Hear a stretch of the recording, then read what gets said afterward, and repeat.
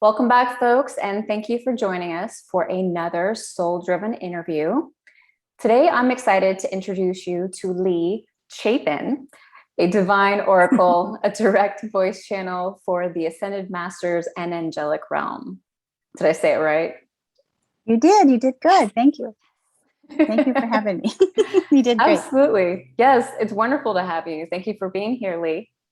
You are welcome. I'm glad to see you. You're just delightful. So thank you, thank you, thank you. Thank you. So for everyone who doesn't know, which is everyone except for my partner, I suppose, I was introduced to Lea from Judith, who I've had on the podcast before. And Judith, we were working together and she said, you've got to, we both decided that I should speak with a psychic of some kind. And she was like, oh, Lea would be perfect. And she gave me Lea's information. This was last fall. And I looked up her website and it was incredible.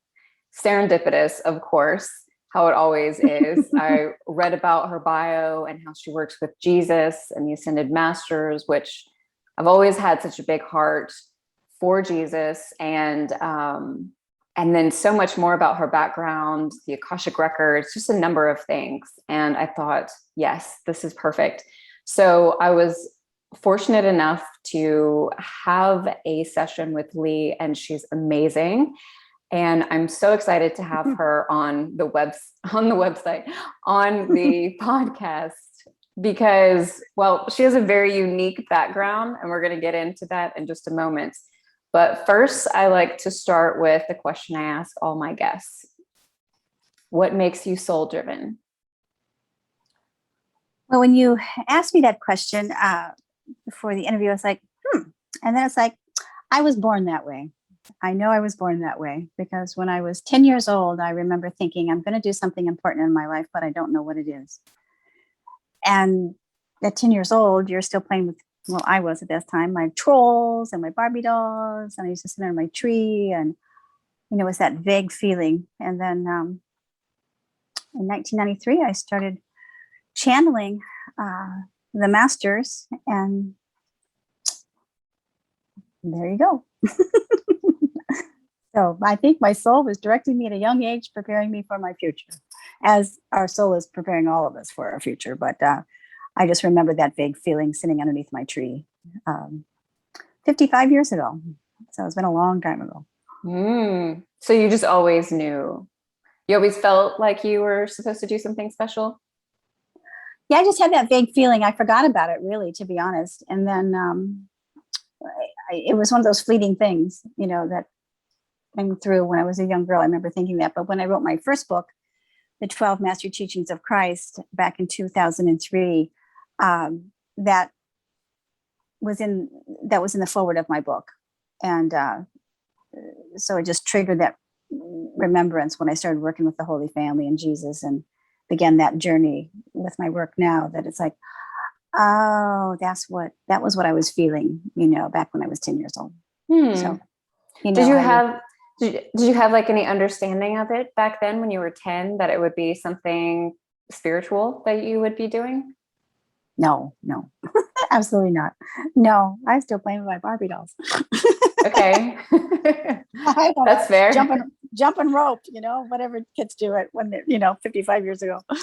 Interesting. No awareness. And I did not know I was psychic until, I started channeling.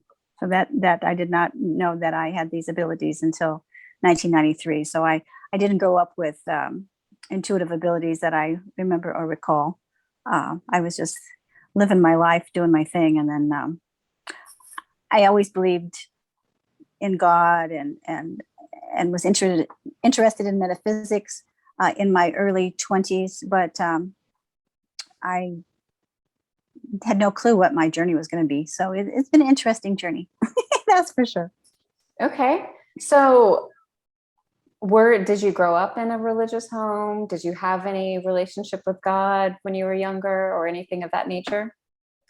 I did not. And I'm really grateful for that. I always believed in God, but my mom didn't take us to church. My dad and stepmom belonged to the Assembly of God church, but I didn't connect to that. I didn't really connect to religion. I tried to go to different churches with some of my friends when I was like junior high, but something always seemed sort of like I didn't connect with it. And then when I was 28 years old, I met my spiritual teacher in Orlando, Florida.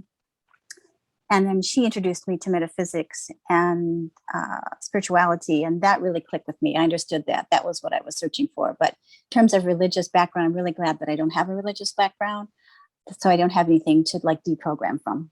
Yeah. Yeah. I grew up in a Christian home, and I've always said I was just born into this life knowing God. It was never questioned for me or any of those things. And I totally, carried around my Bible as a kid and really enjoyed parts of church, not all of it for sure. Mhm. There was so much that I disagreed with, and I was considered by pretty much everyone in our church to be very stubborn and willful and obstinate, to say the least, rebellious, I should say. But there was always something there for me. It was just God and in my own way that I could find. So that's interesting. But yeah, I have so much to decondition from, and so much. It's like, no, it's really okay not to do this or not to do that. So yeah, I can understand how growing up without all of that would be nice. Yeah, I think it was helpful for me. I think it really was. It kept me clear. So I'm really grateful for that. Yeah, absolutely. I think there's a lot of, especially nowadays, I have kind of these conversations with friends who also do spiritual work, just about keeping that channel clear, and how, because there's so much coming in at us from like all kinds of different directions, social media, maybe podcasts, even whatever it is that we are letting in. And I think that some of the most like powerful, provoking, inspiring teachers that I've met are those who really work to keep their channel clear from a lot of that. I don't prescribe to any of that. I don't listen to, I'm not trying to be arrogant, but I don't follow other people's work. I don't listen to a lot of information out there. I just connect with my connection, and that's where I keep it, so that I don't have a lot of extraneous chatter and noise in my head and other people's information, because I have my direct source and that's what I trust. So sometimes I think, oh, should I, people send me stuff to read, and I'm like, I don't want to look at this stuff. I really need to.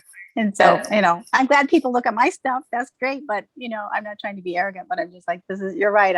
I don't have any need for that. So I wonder about it, but I'm busy anyway. So I don't have a lot of time to do that anyway. And plus I don't want to. Yeah. Well, I mean, to be quite frank, like it's something I talk about a lot on the Soul Driven podcast, is all the wisdom that we need is inside. We don't need to go out finding it in our exterior world. That's right. So I definitely don't see it as ignorant or arrogant at all. Yeah. Okay. So let's go ahead. You mentioned a couple of times about your spiritual awakening, if you will, like when all the lights turn on. You have this really incredible story aligned with Reiki, and I would love for you to just share with us what happened in this life-altering event that just turned all the things on for you spiritually. Yeah, it was an interesting day. Well, I'll have to step back a bit. My spiritual teacher, Cece, in Orlando, introduced me to metaphysics. And then during that time in the early 80s, probably 84 or 85, I had a psychic reading from a lady from Oregon. And she told me that I had the ability to channel. And she showed me how to do, or taught me how to do, automatic handwriting and pendulum.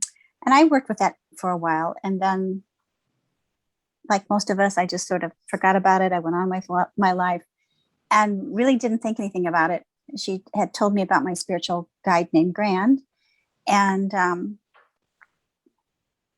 I was interested in it, but I had changed from careers from a psychotherapist to a massage therapist and was working in my hometown as a massage therapist. And I thought, oh, my work will be with helping people do emotional release work through body work. That's what I thought my focus was. And so I was in my practice. And then one day, 7 years later, after this lady told me about Grand and channeling, I got a Reiki session from a friend and I began to spontaneously channel. And I knew that day that I was supposed to get some kind of a message that was coming, but I just thought it was some awareness of something during the Reiki session that I needed to help me heal on something. And lo and behold, I started channeling Grand. And just in that moment, I knew it was Grand. I knew what I was doing. It was like a light switch had turned on. I got activated and there was Grand. And I remember my friend and I went and had pizza afterwards and we're like, did you make it up? Did I make it up? Did you make it up? Did I make it up? So we were like freaked out. So that was March 21st, 1993. And so I began working with Grand, doing readings for people in small group circles for 4 years. Then I moved into working with the archangels. And I remember Archangel Michael telling me, don't you remember me? Because I apparently didn't remember him. And I'm like, no, I don't remember you. I'm so sorry. I don't remember you. But they worked with me. And then I moved on to the Holy Family. And then that was really a shock because then I equated the Holy Family with religion and Catholicism. And I thought, I'm not Catholic. I'm not religious. So I was like, why are they coming to me? And then I started working with anybody who wants to come. Cryon, Isis, Metatron, Melchizedek, the Galactic Brothers and Sisters, the Syrians, any being that wanted to come that was of the light. So that opened the gateway. So for the last 28 years, I've just been expanding. But on that miraculous day, Grand showed up, and apparently they'd been working on me for 4 years to get me prepared. So it was an interesting day, to say the least. And Grand is your like main guide, correct? No, he was my main guide for 4 years. He's not now. He hardly ever shows up now, but he's still around because I work with the ascended beings. So Grand was my spirit guide for 4 years. He had told me that we were married in another lifetime. And so he has great fondness for me. And so he looks after me. So apparently that was why he was assigned to me, to be the gatekeeper, to open me up until I could actually shift my vibration and my energy and working with the archangels and then the ascended family or the Holy Family and the ascended master. So Grand still comes once a year. I have a celebration on March 21st every year to honor him. And every Monday morning, I channel the mystical teachings of Mary Magdalene. I've been doing that for 15, 17 years. I've lost track of time with a small group of people. And then I put that out on my YouTube channel. And so I invite Grand to come on his anniversary, and he gets to talk to everyone. But he can come anytime. I just happen to honor him for that anniversary. I've been honoring him for the last 28 years now. So once a year for showing up, saying thank you for changing my day, changing my life. So yeah, that's pretty wild. It was wild.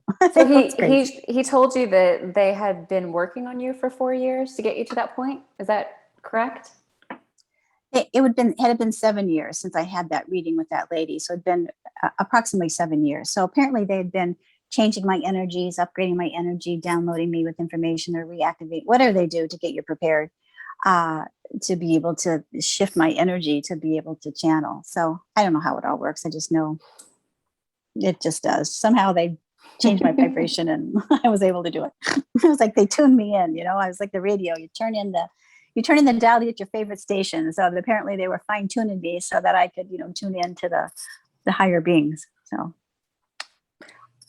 I won't know how this works until I cross over, but I just have a snippet of understanding of it. But there's so many beings that channel now that they might have a better description or of it than I do. But I just see it as like a fine tuning your favorite program, on the radio. They're just fine tuning you so you can get the right channel.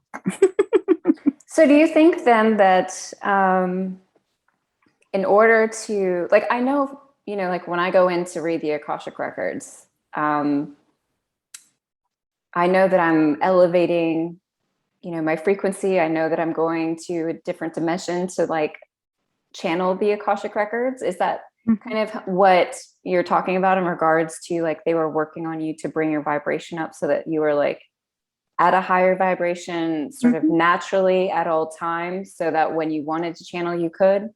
Does that make Right. sense? Yep. Mhm. Okay. So we're in our third dimensional bodies, and we have our fourth, fifth, sixth, seventh, eighth, ninth, 10th beyond. And so they were raising my frequency from the third dimension. I don't know if it was to the fourth, I'm not sure. But they just elevated my energy enough so that I could hear, because I'm telepathic, I'm clairaudient. I'm also clairsentient, claircognizance, clairvoyant, but my primary gift is clairaudience, where I'm here. So I telepathically hear the words of spirit, and then it's like a stream of consciousness. So I'll hear, oh, Archangel Michael is here, and I'll hear a few words, and then I just open my mouth, and then it's like a stream of consciousness where I'm bringing their information through. I'm not editing it. I'm not interpreting it. I'm just bringing this stream of consciousness in, and I'm not hearing the words any longer. I'm just talking like I'm talking to you. Okay. So, and just to clarify for folks, it was on this day, right, when you had this Reiki session that like clairaudience, clairsentience, claircognizance, Mm-hmm. clairvoyance all just kind of flipped on for you, correct? Yeah, it's like a light switch that turned on. Bink. I just remember I could hear Grand. I don't remember what he said. I just knew it was him. It was like, oh, it's the spirit guide from what this psychic had told me 7 years ago, Pam. It's like, oh, I knew it was Grand. I felt his energy. I knew it was him. It was like I knew what I was doing. 1 minute, I didn't know I could do this, and the next minute was like I could do it. Some people have to get struck by lightning. Do you remember what is that guy's name that wrote a whole bunch of books? Damien Brinkley, Damien, Saved by the Light or something. He's wrote several books. He got struck by lightning, I think, a couple of times, and I actually met him in person. I go, how come you didn't get the message the first time? I think he got struck like twice, I think. I don't know. Oh, wow. I'm like, oh, well, I think I would have got it the first time. Sorry, Damien. But yeah. Anyhow, I was really lucky that mine was a gentle process. Let's put it that way. I didn't have to have a near-death experience. I didn't have to get struck by lightning. I was like, all I got to do is lay down, get a Reiki session, boom. Easy. Well, but I would think, and I mean, I certainly want to know, is like, I would think that if I went from like one day in the dark, if you will, to the next day with all the lights on and all of my gifts activated, that would be really intense. Was that an intense experience afterwards? I mean, I've heard of other like psychics who kind of went through somewhat similar situations where all of their gifts kind of came online at one time, and like they really had a difficult time being grounded and participating in real life for like a couple of years before they found that footing. Did you struggle like that, or was it easy for you to acclimate? No, it was easy. Yeah. No, I didn't struggle. I was excited. I know I had to grow into it, but I continued to pursue, my work, for the last 28 years. I probably channel every day, maybe not in the early days, but I just was dedicated to it. So no, I don't remember struggling. I was busy with my massage practice, and I wanted to develop my skills, but I wasn't intimidated by it. I wasn't afraid by it. I didn't have any fear. I was possessed by the devil. I didn't have any of those things. I know that some people are afraid that you're going to get wrong information. Only once in 28 years did Grand, in the early days, stop me when I was doing a session and said they were shooing some hoodlums away. That's the only time that's ever happened in 28 years. Now I know that I operate at a higher level. I tap into the beings. I know their energy frequency. I know Archangel Michael's vibration. I know Isis's vibration. I know Crion's vibration. I know Jesus's vibration. So it's just like me being able to talk with you. If you called me on the phone, I know your voice. So it's like, this is Anya. So it's the same as when I work with these magnificent masters. I know their vibrational frequency, so I'm able to feel it and know that that's them. That's pretty incredible. I don't know that I've met anyone who hasn't struggled, especially if they kind of came into their gift pretty abruptly anyway, with a lot of questions and did you struggle with trusting yourself or trusting what was coming through? Oh yeah, that was natural. Yeah, that's what happens to. I mean, you were like, oh, did I make them up? Or, but I probably did, and I know I did in the beginning, but I didn't let it stop me. I know, as you talk about being soul driven, I know this was my life's purpose. Uh, Probably didn't know it then necessarily as I know now, 28 years later. But it's like I just jumped on the bandwagon and just, just was devoted to it as I continue to be devoted. This is my life. Uh, and this is my service and this was my mission. And so I don't know, I didn't stop because, maybe I've had hesitancy, but I never ever have said that I'm 100% pure channel because no one is. We all have filters from our ego, but I trust in what I receive. And over the last 28 years, I'm pretty confident in my work. And so I don't really have a lot of doubts, in the early days, sure. But, as you've done this for 28 years, like any other skill set that you develop, you get more proficient at it, just like playing tennis or, being a podcaster or whatever, practice makes perfect in a sense, you just get better and better at what you're doing. And then you understand the process of how you're working. I know how I operate. I know how they work with me. So I don't really have any, I don't have any stumbling blocks. And somebody said to me one time, well, what if they never show up? And I'm like, well, that's never happened. I did have a couple of times where people's fear, I had one guy's fear, whatever his energy was, he just blew my circuits out. It was a real strange experience. It was like all this black came. It was like I couldn't read for him, but I think it was his fear. It was really interesting, but I've never had that happen before. If I can't read for somebody, then I tell them that, but that's not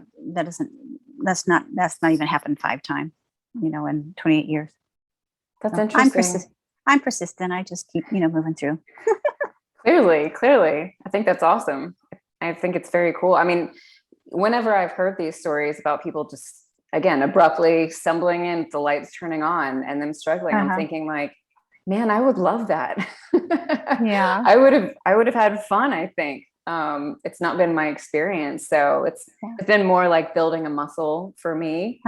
And I think in some ways it's something that I've always had and just didn't realize, so it's a matter of realizing that it's there. But yeah, it wasn't some like event where things just happen like that. Just happened. Yeah. The light switch came on, I always say. It's like, oh, okay. So anyhow, it's unusual, but that's what happened to me. Oh, I think it's incredible. I think it's very incredible. So so you were doing massage therapy and the lights came on, and how did you kind of shift into working with clients? Did you start doing readings first, or when did spiritual counseling come into the mix for you? Well, since I have a master's degree in counseling, it was a natural progression. But with my massage practice, I started working with my massage clients who had emotional issues or physical issues. I knew that were emotional based. So I started doing hands-on healing energy work combined with my intuitive work and my channeling to help people clear their emotions. So, for example, I had a lady. So I had certain clients I knew that I could work with. So then I call them my guinea pigs. So I had in the early days, and I had a clientele where, okay, this one person would understand. So I was giving a massage to someone and she was saying that her throat was closed off, that she was having trouble swallowing or something was happening with her throat. And I intuitively felt that she needed to speak up and that she needed to say something to her boyfriend. So I told her that. And then I did some Reiki or some clearing work with her throat, and then began to channel a message to her. When she came back for her next session, she said the throat issue was cleared up, no more problems. And so it's like, oh, great. So that's how I started working with those clients. And then, as always, word travels, and all my work is by word of mouth and referral. I do have a website, and I do have my work on YouTube, but most of my private sessions, almost all my private sessions, are by referrals.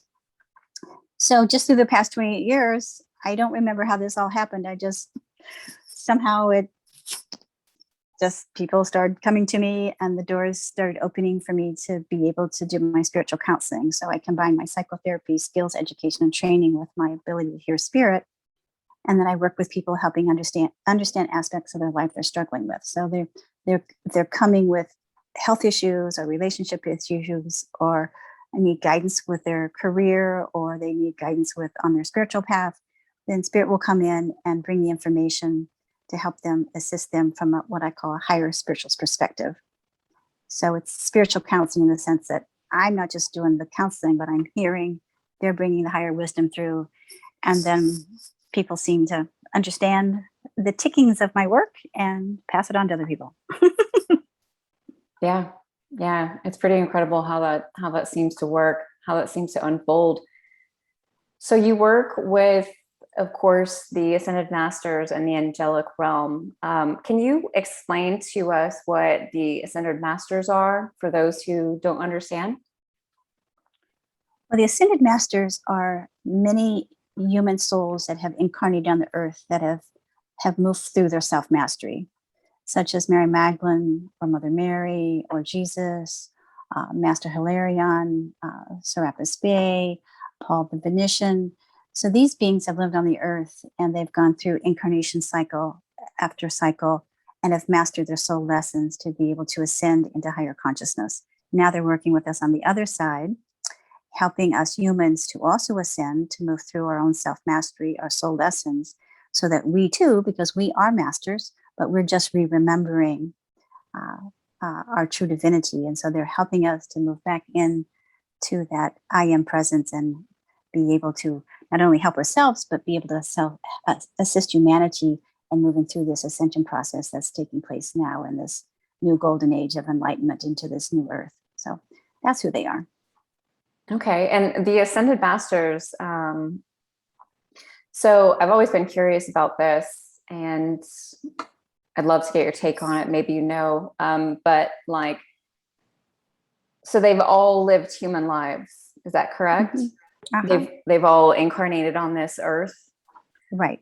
So I know like Zeus, who is supposedly in Greek mythology, which a lot of, I think, isn't considered to have ever walked the earth and been real. Uh-huh. But then I've heard that that's not true either, that he was a human as well. Do you know?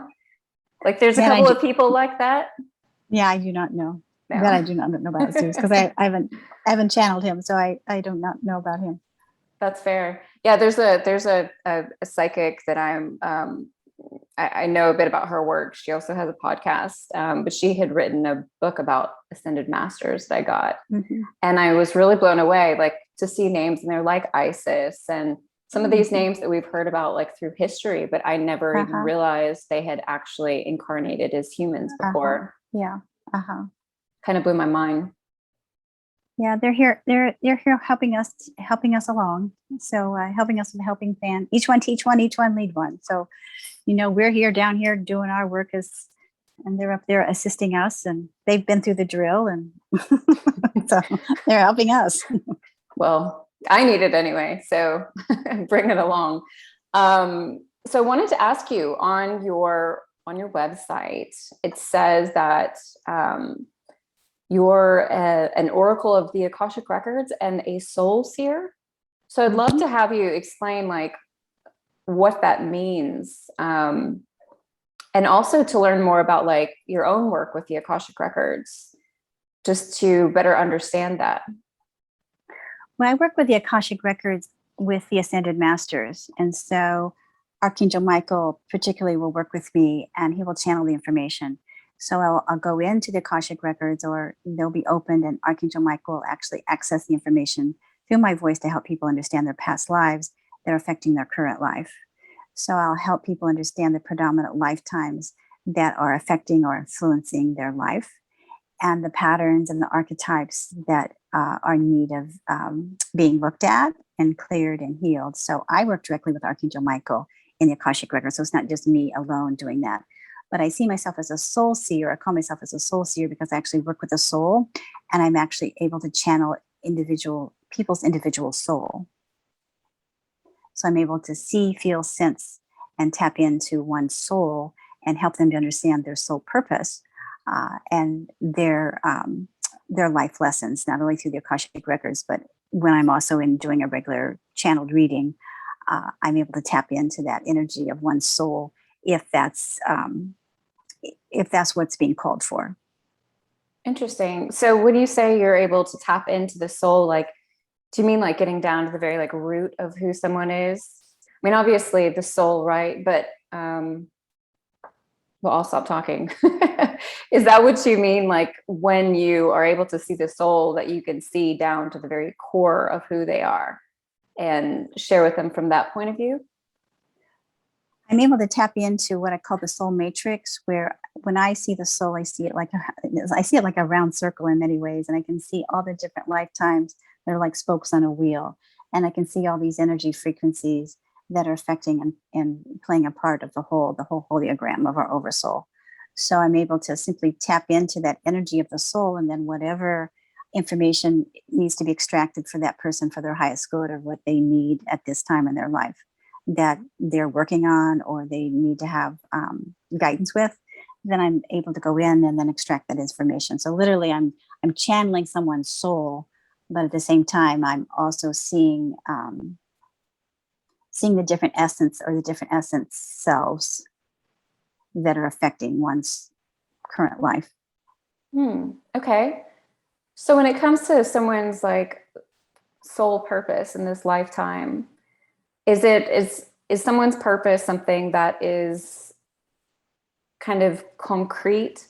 I guess I'll back up a minute. So I think that the way that I see it anyway is that all of us, our purpose is to know God and then to help one another. That's just kind of the way that I see it. But then like how we go about it, like the practicality of that, in regards to career or passion or whatever is obviously different. Are those things set in stone for people, or can they happen in a wide variety of ways? Well, I feel like before you're incarnated, well, I'm sure you already know this, that you make soul contracts and soul agreements, and you have a what I call a design plan that you've orchestrated for your life before you come down. So you come in with a certain skill set that will propel you into your soul mission, into your life's work. You'll come in with a certain people, players, circumstances that will help you to move forward into your pathway. So when I was young, I already knew that I wanted to get a master's degree in counseling. I knew at a young age that was what I was going to do. I was going to be a therapist. I already knew that. And I did. I got my bachelor's degree, then I got my master's degree.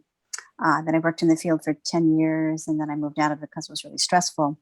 But I remember when I was working on a psychiatric unit, this is what my soul was telling me.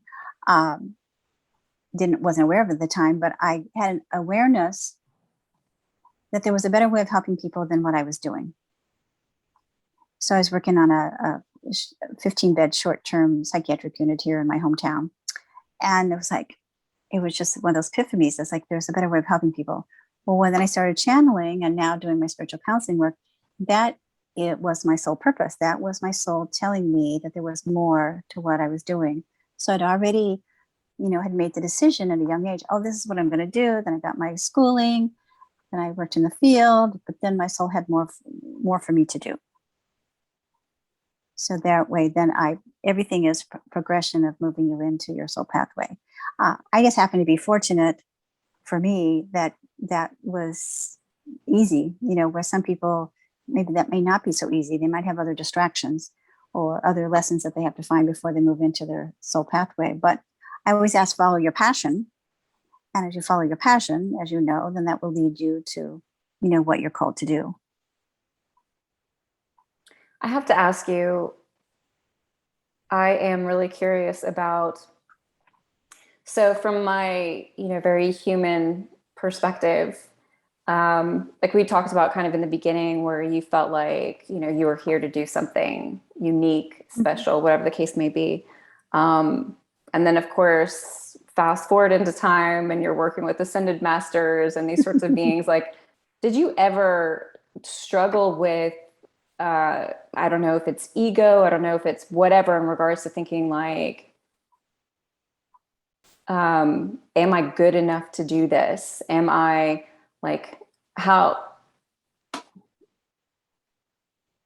like just, being, because I feel like it's such an incredible calling to be working with the ascended masters and to be helping people in this way. I mean, I know that in the midst of my work with the Akashic records and when I'm working with clients, when I get out of sessions, I'm just like, this is crazy that I even get to do this. Like, this is amazing. But I still really struggle with, like, am I good enough to do this? Am I, did you ever deal with that on your own? Well, when the Holy Family came, I struggled because I was like, why are they coming to me? It was like, oh my gosh, because I'd been working with Grand for 4 years, and then I went to the Archangels, and then the Holy Family. I mean, I had no idea who I was or what my purpose was. So this was the early years. This was 1997, long time ago, when the Holy Family came. It's like, oh, why are they coming to me? And then I came to find that I had lived in a lifetime of Jesus, and that I was Jesus's cousin, and that my mother had died, and that my mother was Mother Mary's sister, and Mother Mary raised me, and I was Mary Magdalene's best friend, and I helped Jesus through the crucifixion as one of his female disciples. So when I began to understand that storyline, it's like, oh, okay, that's why they came. Now I don't want to say it's old news, but it's like, oh, I'm comfortable with that. Is it true? May not be, but that's the story I'm sticking with. And that's the story I've been told. So it's like, I'm comfortable with that. So now it makes sense why I'm working with them. It makes sense why I felt this connection to the Holy Family. It makes sense that I'm able to do this work because my devotion is to help bring the level of consciousness and the new energy here on earth. So that was my mission. That was my sole purpose before I came. And so I stepped into it, and I willingly have stepped into it. Doesn't mean that I don't have doubts, but like I said before, I'm really determined, and this really was. I didn't forget about it like 7 years prior when Pam, the psychic, said, do your little pendulum work and your automatic handwriting. I did not forget this. This is. I've been devoted to this. I've continued to learn and study. I've never taken any classes. Everything that I know, I've been self-taught through the masters. And like I said before, I don't really follow other people's stuff because I get my own information. And that's where that's really all I personally need. So I'm really, really, really fortunate that people resonate with the information, and that they connect to it so that I can help other people, and that other people are willing to listen, because I don't listen to others, but, I'm so glad they're listening to me. But, that's my purpose, So I just, all honesty, I just try to keep myself as a pure channel as much as possible, with any extraneous noise that I don't need to really listen to.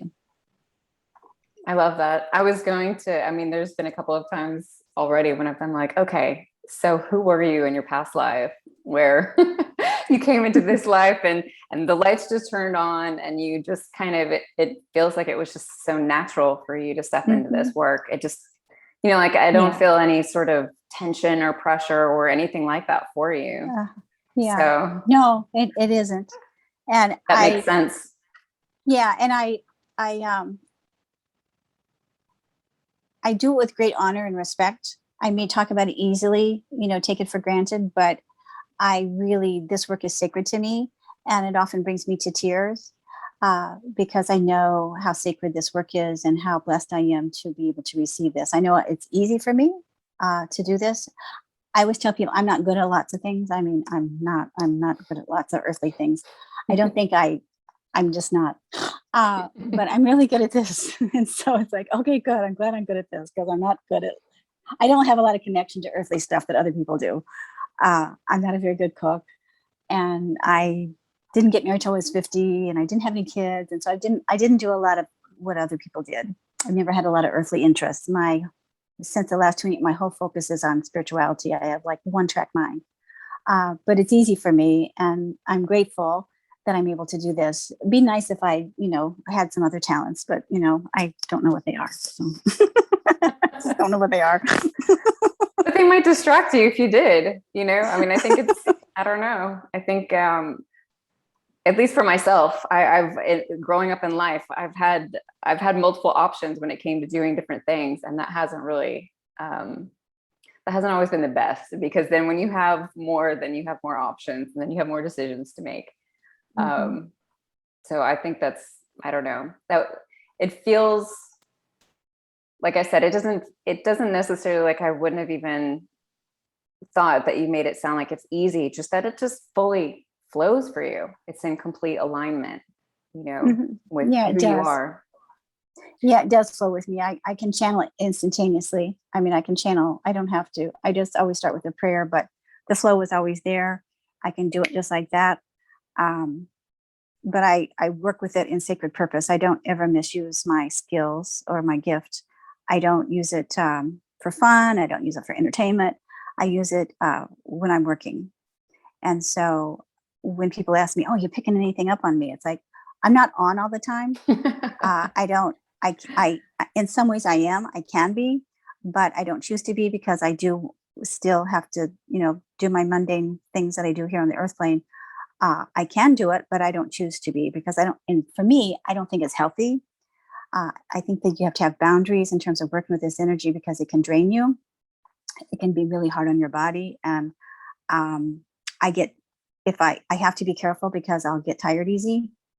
So I have to modulate how much I can work and how much energy I'm putting into this because the vibration is so high that I have to be really careful. I have no interest in burning myself out. I have no interest in being sick. I have no interest in proving anything to anybody. I'm just here to try to help to the best of my ability and do the best job that I can and hear as clearly as I can and maintain that level of health and joy within my own life as I'm doing it. I'm not here to necessarily, I work a lot, but I'm not here to be a workhorse, you know, because some people can get sick, they overextend themselves. Yeah. It's a fine balance. Working with that energy, you have to be careful. Yeah. I mean, I know even just, within working with the records, I can go into the records sometimes and the energy is so strong, it makes me just want to fall asleep, or just like go curl up in Yeah. bed. Cause Yeah. that was one of the biggest things I had to adjust myself to. When I first started working with the records was the energy. It's just Yeah. not used to that. I called it like getting thrown into the washer because that was kind of how I Uh-huh. felt. Yeah. And some people, if their energy isn't elevated, then it's really draining. It's hard on them. It's hard on Yeah. them to hold the frequency, and it blows them out. I just been really, really lucky. I don't know. I just been really fortunate. Well, So it's just an alignment for you completely. mhm. So you wrote a book. It's called Divine Union, the love story of Jesus and Mary Magdalene. I own this book and love this Oh, book. good. Oh, good. I love my book too. And this was channeled directly from Jesus and Mary Magdalene, correct? That is correct from their own perspective.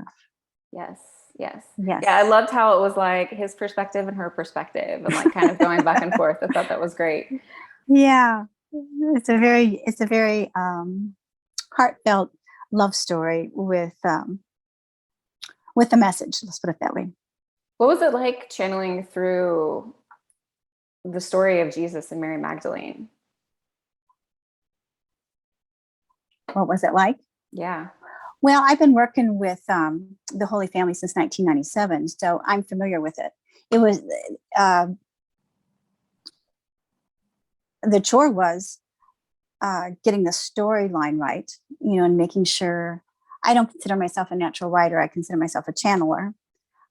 So to be able to put their words into a book and make it cohesive and to make it interesting and to bring it to life, that was that was the challenge. It wasn't channeling them. That's easy. I can do that. That's so easy. But to put it together and make some sense out of the story. So anyhow, that was the hard part.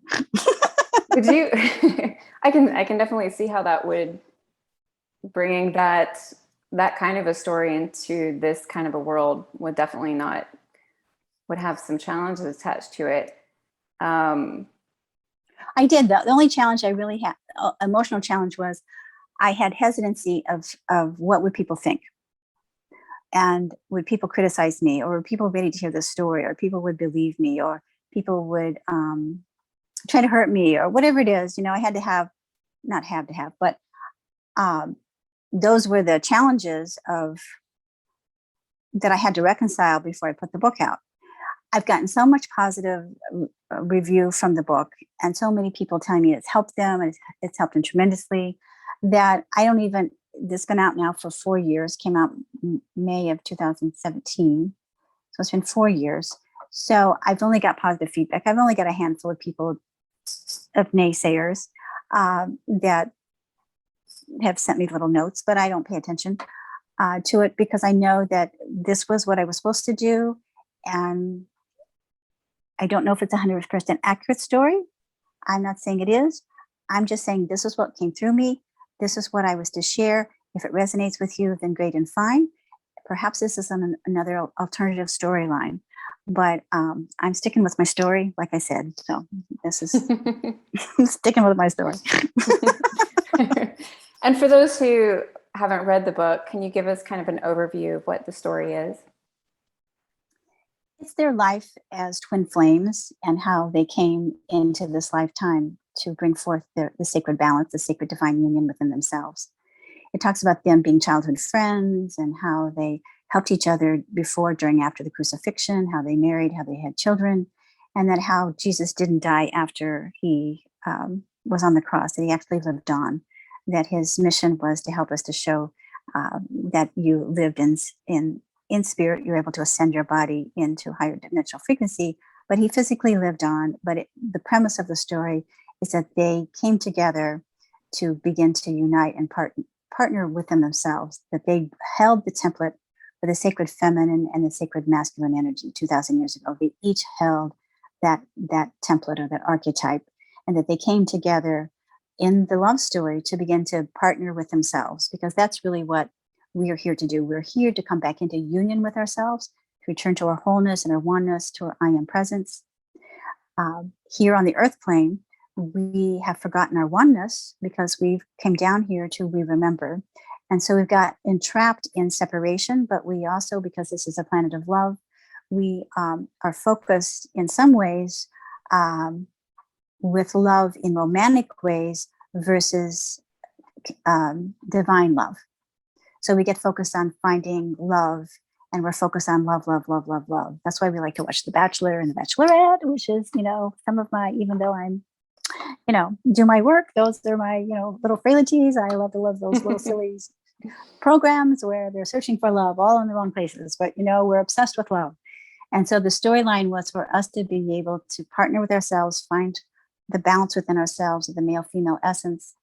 And so then we could partner with, if we were lucky enough in this lifetime, our twin flame, where the two twin flames are coming together to bring their sacred mission here on the earth plane. So this is really the storyline of two souls who've come together to find completeness within themselves, come together and to hold the energy for the earth, so that we as humanity could ascend our consciousness, return to oneness, and help our planet to ascend as well.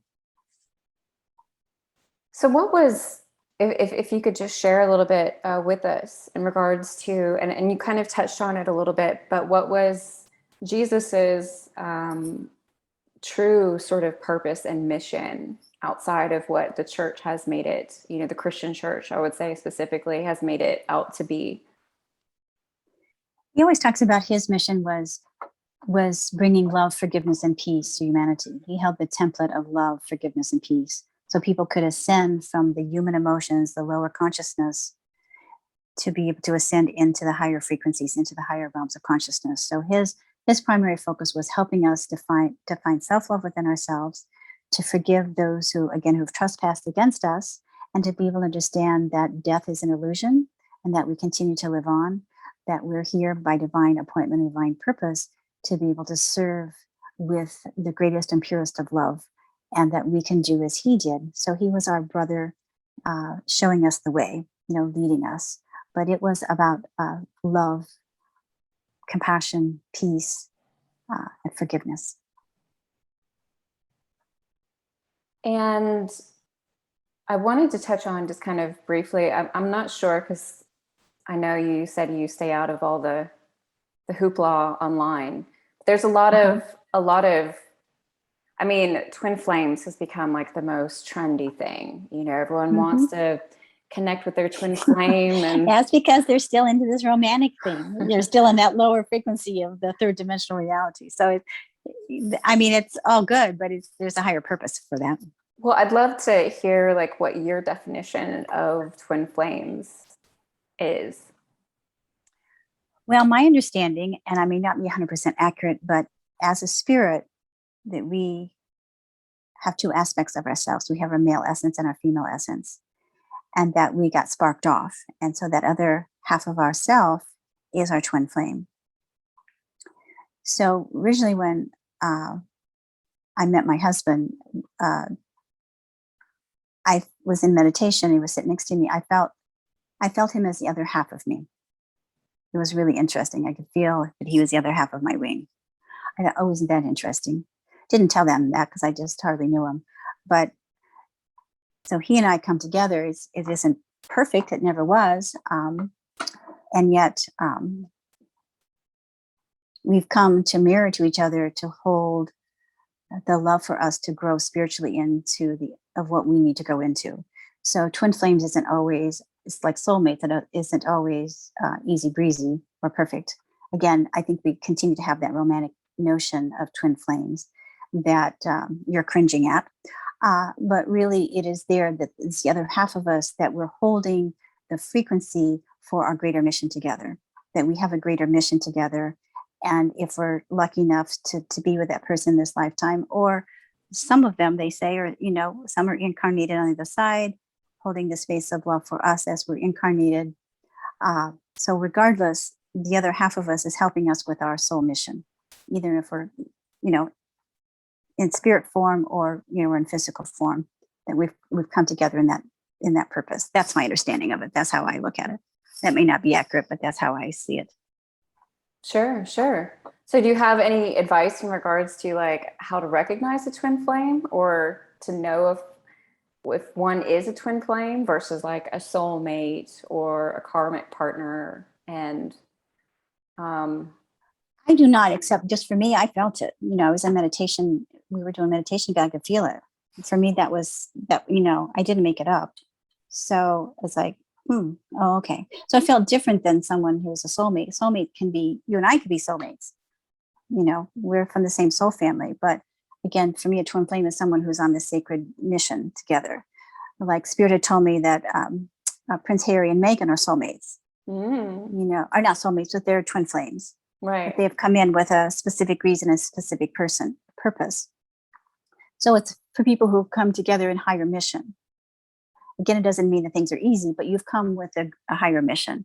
Or maybe soulmates are coming and you're still replaying some karma, or you're trying to heal stuff. But to me, this is at a higher spiritual level. You've come in with your soul purpose to come and do the work that you've come to do. Interesting. Just like Jesus and Mary Magdalene. So it's like you're both working towards the same thing. Working to the same goal. Yeah, you got the memo. You got the memo, and you're like, okay, we got the memo. This is what we're supposed to do here. Oh, okay. So does your husband, is he also in spiritual work as well? Well, it's interesting. We actually divorced 4 years ago, but we're still, have connection together. But yes, he was interested in my work and and then something shifted about 4 years ago. And then he sort of fell more into the physical realm. So it's been a little bit, to be honest, it's been a struggle for me, but I'm beginning to now see that there's a purpose for that as well.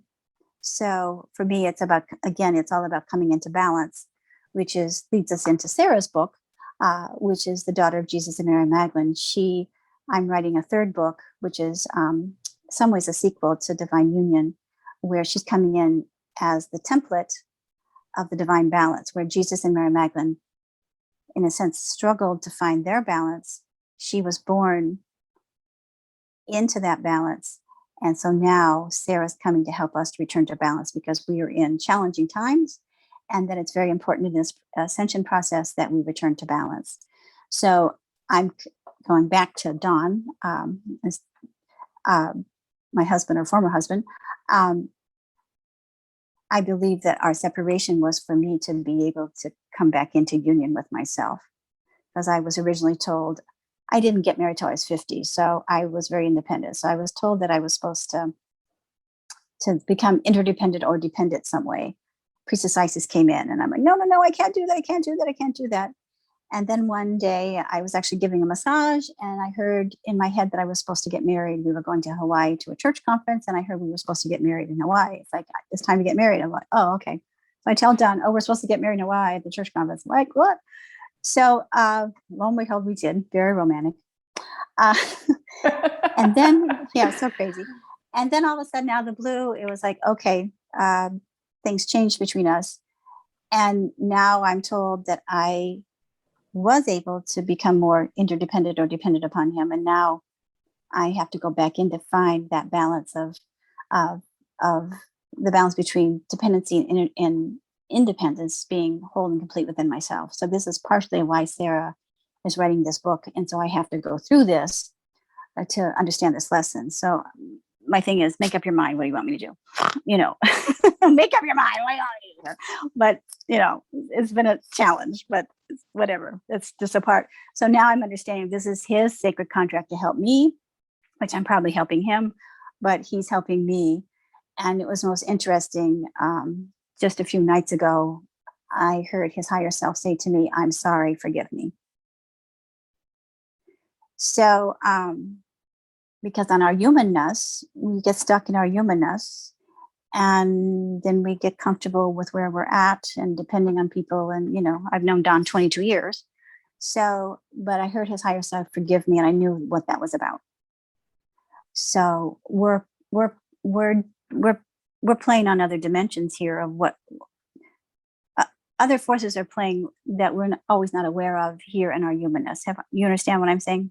For sure. Absolutely. I mean, I think that something I talk about all the time on this podcast, and I have it on my phone. It's a screensaver that says everything happens for our benefit, for my benefit. Uh-huh. Mm-hmm. And that doesn't mean that, that mostly means when things are tough and when things are hard. And I do feel like sometimes with spirituality, it feels like we're getting jerked back and forth with what it is that's going on. But at the same time, there still is that divine purpose there. We just may not be able to see the whole story at the time, in the midst of it. Yeah, it's not easy. And that's where, I'm not here to poo-hoo twin flames or romanticize them. I'm just telling you that from my perspective, that we have a higher purpose. And like you said, all that talk about twin flames, it's again, because this is what I think. I'm not trying to be judgmental, but I think that people are still stuck in the third dimensional frequency of love, because that's what we're indoctrinated here on the earth. And we all want to, find love, and have families and go about our business that we do here. But to get stuck there, that's all there is in terms of, if you're searching for your twin flame to have romanticism, then I think you might be missing the point. Yeah, for sure. I think I think we come into this life missing something, the majority of us, and we're looking for that. And we don't know what it is. And of course it's love, but it's not necessarily romantic love. It's connection with God, source, whatever the case may be. And then I think also the love that comes from doing work that's fulfilling, from giving of ourselves, and absolutely romantic love as well. Sure. But it's not like just romantic work. And I think in our 3D reality, human bodies, oftentimes the romantic love seems like the easiest one for us to get, so I think that's why we have this sort of like obsession with it. Yeah. Because it's like, well, that's doable versus like, find your purpose, find your passion. How the heck do I do that? I don't even really know what that is. And then so many people struggle with the spiritual side too. So the romantic love aspect, I think, is just kind of the easier thing to grasp at, that we think is going to fill that hole inside of us, that emptiness that's there. Well, that's what Sarah's book is about. But also,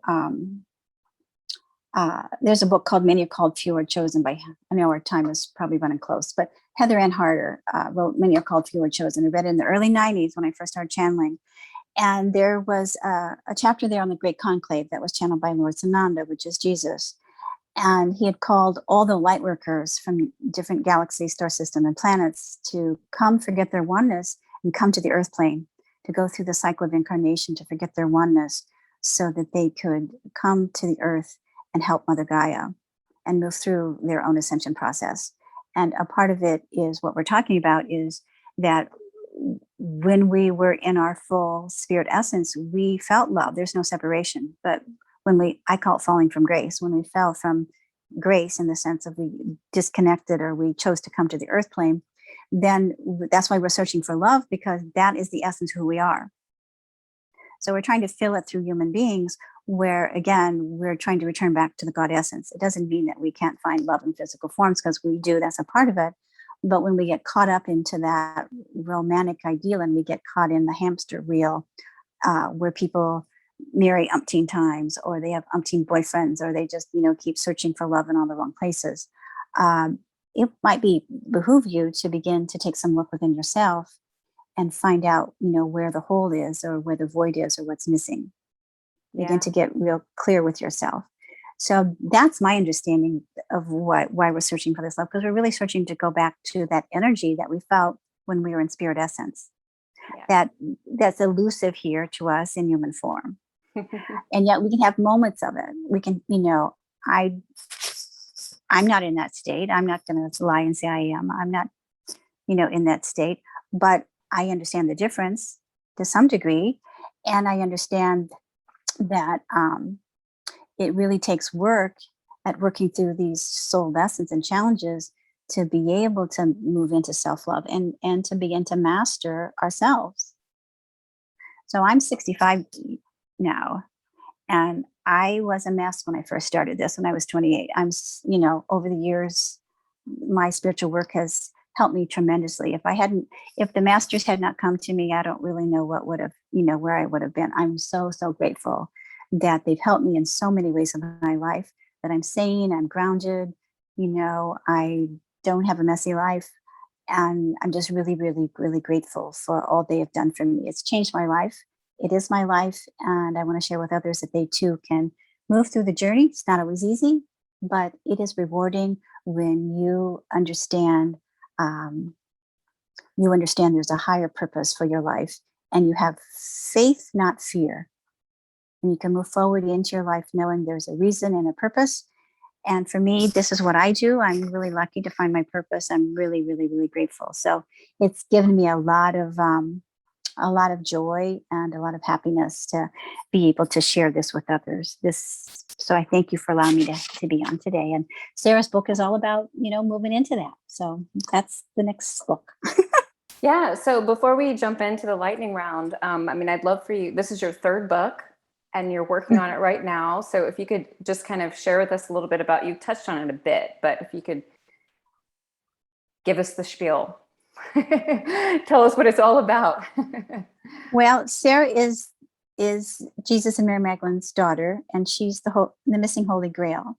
She recently told me that she is the Black Madonna, which I thought was either Mary Magdalene or Mother Mary. I always thought it was Mother Mary, but she said she's the Black Madonna, and that she's here because she's here to help us to understand those missing pieces within ourselves. Like we were talking about finding that balance. That's what Sarah's job is, that she was light conceived and held in the energy of the sacred, the balance of the divine feminine and masculine. That's what we're all to return to. We're all to return.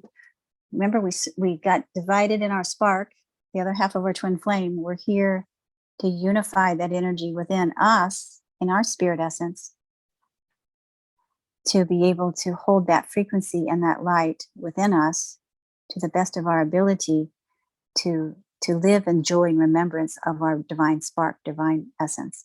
So Spirit is bringing this frequency to us now. Her energy is coming to help us to be in balance. Our earth is out of balance. People are out of balance. And with this pandemic, there's so much fear that is even creating even more imbalance and separation with people. And part of the reason that Spirit had told me that this pandemic has come is because when what we call fell from grace, when we disconnected and came to the earth, then we lost our connection to God and we became fearful. So this fear is so prevalent now within us and showing up to be purged. It's for us to take a look at our fears and to turn in and to find that sacred still point within us, to return back to balance, to know our truth that we are spirit, to not let fear rule us, but return back to our faith and our oneness. So that's her job that she's now bringing. And it's timely because I channeled that book at the end of December of 2017 into 18, and I let it set for over 3 years. So I thought, am I going to do this or not do it? It's kind of how I did Divine Union, and then it finally fell into place. But I'm feeling it's time because of what's happening globally. And plus, as we see all the climate change and all the natural disasters and the fires in California and all this that we understand as climate change, it's really, really time for all life species to return to balance, for us to honor all life.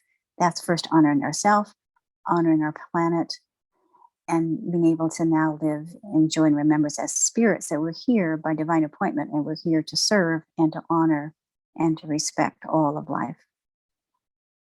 I love that. Yeah, I just channeled through, I was really called to do an Akashic reading to talk about COVID specifically. Mm-hmm. I just felt like, I was just really guided to do that. And it made perfect sense in regards to where we're at, sort of this in-between time of, I know for myself, I had just gotten comfortable being around people again and having my Mm-hmm. freedom back. And now it seems like in my county, it's, we're wearing our masks again. The numbers are kind of going through the roof locally. And so, people are talking about, are we going to end up going into lockdown again? These sorts of things. And it's like, we're really kind of in a bit of a in-between time. And I felt like it was really important to be able to share what COVID's all about, the underlying purpose of it, what it's here to teach us, the opportunities that we can find in the midst of it. And it sounds like with your book and Sarah's message, it's like a way overarching sort of message of that, or something similar of that for like the whole world, not just COVID. Uh-huh. When is the book supposed to come out? Or when are you hoping to release it? I'm hoping it'll be done by the end of the year, the first of the year. So. Perfect. Awesome. All right, Miss Lee, are you ready for the lightning round? I am. Let's see if I can answer them. I feel like we may have covered just a little bit of these, but we'll be all right. Okay, so number 1, what is the one habit that you can't live without? Whoops. Uh-oh. My one habit? Oh, it's my caffeine. It's my iced tea. What kind of iced tea? Just regular black brewed iced tea. Just good old tea. I don't drink coffee. I don't drink soda. I drink my water, my tea. My mother raised us on tea. I think I got addicted. So that's my only addiction. I drink iced tea. Fair. Okay, number 2, what does spirituality mean for you? It means living in a place of peace and joy and contentment, being calm, being centered, being grounded, just allowing yourself to just be in that, I call it bliss. And so I'm hoping that I attain that even before I move out of the body, that I'm able to elevate into that place of divine love and peace. I have snippets of it, but it isn't in my daily life all the time. I mean, I don't feel it all the time. Let's put it that way. We're in human bodies. Yeah. There's a lot happening to keep us out, I guess. Okay. Number 3, what is your advice to anyone who's looking to find their purpose? Their purpose. I would say, don't try to look so hard, because I like this saying. I don't know where it came from. The way knows you. You may not know the way, but the way knows you. So your pathway will unfold just like mine unfolded. So you have to do some level of work. Like I went and got my degree, which prepared me. But did I think I was going to be channeling? Did I think I was going to be doing anything I was doing? No. I thought I was going to be a psychotherapist probably for my career. And then I thought, oh, I'll be a massage therapist. And then lo and behold, things changed. So if you're in alignment with your soul and you're, say, open and don't resist change, then the way will find you because the way knows you. That's my advice. I like that state. I read that. I go, I really like that. I like it. I like it a lot. All right. Last question. Where can people connect with you online? My website is leachapin.com. So it's leachapin.com. Oops. I just got disconnected. My battery's going low. And I have a YouTube channel. So if you YouTube me or Google me, just Lea Chapin, you can go to my YouTube channel. Every Monday morning, I channel the mystical teachings of Mary Magdalene, and I put them on my YouTube channel. So you can find all those recording of Mary's teachings, Jeshua and Mary's teachings on my YouTube channel. So anyhow, I want to thank you for having me, and I really appreciate this. It's been fun, and I'm so glad I got to meet you and see you today, and you're delightful, and you are a great interviewer. You did a great job. You're really good. You. So thank you. Thank you. All right. Well, thanks so much for being here with us today, folks. If you enjoyed this interview, please leave us a review on iTunes and subscribe. If you are looking to join community, check out my Patreon community, the Soul Driven Collective, and come and join us. Or you can sign up for the email list to receive podcast updates and helpful resources. Thank you for being with us today. And don't forget, when we invest in ourselves, the world benefits. Until next week.